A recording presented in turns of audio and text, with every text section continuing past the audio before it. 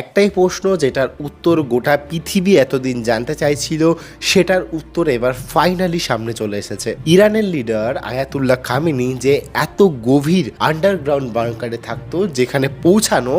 একেবারে অসম্ভব ছিল, যেখানে লিফটে করে পর্যন্ত পৌঁছাতে গেলে 5 মিনিট সময় নিত, এতটাই গভীর ছিল। তো এরকম অবস্থায় এমন কিভাবে হলো যে 28 তারিখে কোন সময় তিনি বাংকারের বাইরে থাকবেন এবং এই ইনফরমেশন ইউএস আর ইসরায়েলের কাছে আগে থেকেই থাকবে এবং ওনার উপর অ্যাটাক করা হবে। দেখুন, আসলে এটা এরকম একটা প্ল্যানিং ছিল যেটা 2-1 দিনের নয়, যেটা বেশ কিছু বছর আগে থেকেই শুরু হয়ে গিয়েছিল। এবার যদি আপনার মনে হয় মেন রোল এখানে মোসাদ প্লে করেছে, তাহলে কিন্তু আপনি ভুল, কারণ এখানে মেন রোল প্লে করেছে ইসরায়েলের ইউনিট 8200, যেটা বেসিক্যালি ইসরায়েলের একটি ইন্টেলিজেন্স এবং সাইবার ইউনিট। যে ইউনিটটা ইরানের রাজধানী তেহরান, যে শহর, তার একটা বিশাল ম্যাপ তার নিজেদের মধ্যে তৈরি করে নিয়েছিল এবং ওরা এটা পর্যন্ত হ্যাক করে ফেলেছিল যে ট্রাফিক লাইট দিয়ে কোন অফিসার কখন পেরোচ্ছে, কোন ট্রাফিক লাইট কে কোন সময় ক্রস করছে, তারা সিসিটিভি পর্যন্ত সমস্ত হ্যাক করে ফেলেছিল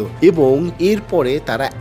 একটা মুভমেন্ট ট্র্যাক করছিল, মানে এক ধরনের হিউম্যান রেপ্লিকা তৈরি করে ফেলেছিল যে কে কোন সময় মুভমেন্ট করছে, সেই সমস্ত ইনফরমেশন তাদের কাছে থাকতো। এরপর এর উপর থেকে আরো এক লেয়ার অ্যাড করে সিআইএ কি করেছিল, তারা ইনফরমেশন পেয়েছিল যে এই পার্টিকুলার কম্পাউন্ডে এই পার্টিকুলার দিন মানে 28শে ফেব্রুয়ারিতে খামেনি তার নিজের বাংকার থেকে উপরে আসবে। যদিও তিনি এমনিতেও উপরে আসতো মাঝে মাঝে, তাও আবার সকালের দিকে, কিন্তু সেটা আবার প্রতিদিন নয়। তাছাড়াও ইসরায়েলের একটা ডক্টরিন এটা বলে যে অন্তত 2টো সিনিয়র অফিসার যতক্ষণ না তাদের টার্গেটকে কনফার্ম করছে ততক্ষণ পর্যন্ত সেই হাই ভ্যালু টার্গেটকে ইসরায়েল অ্যাটাক করবে না। তো এই যে টাইমিংটা, সেটা সিআইএ এদেরকে কনফার্ম করায় যে এই সময় 28শে ফেব্রুয়ারি খামেনি এই জায়গায় থাকবে এবং এক্স নাম্বার অফ অফিসার ইরানের ওই সময় ওইখানে আসতে চলেছে, আর সেই মিটিং ওপরে অমুক সময় হবে। এর জন্য কি করা হয়, তাদেরকে ডিস্ট্র্যাক্ট করার জন্য সার্টেন নাম্বার অফ ইউএস তাদের এয়ারক্রাফট ইসরায়েলে আনে এবং সেই নাম্বারটাও কিন্তু পাবলিক করে দেওয়া হয়, যাতে সবার মনে হয় যে এই প্লেনগুলো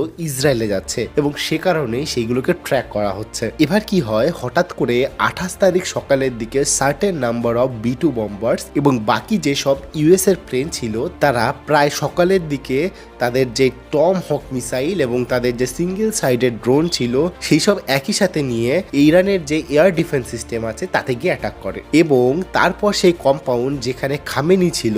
সেখানে প্রায় 30টা মিসাইল একসাথে ছেড়ে দেয় এবং তাদের এত বছরের যে প্রিপারেশনটা ছিল তা মাত্র 1 মিনিটের মধ্যে, অর্থাৎ 60 সেকেন্ডে তাদের এই অপারেশন তারা এক্সিকিউট করে দেয়। কিন্তু এখানে আসল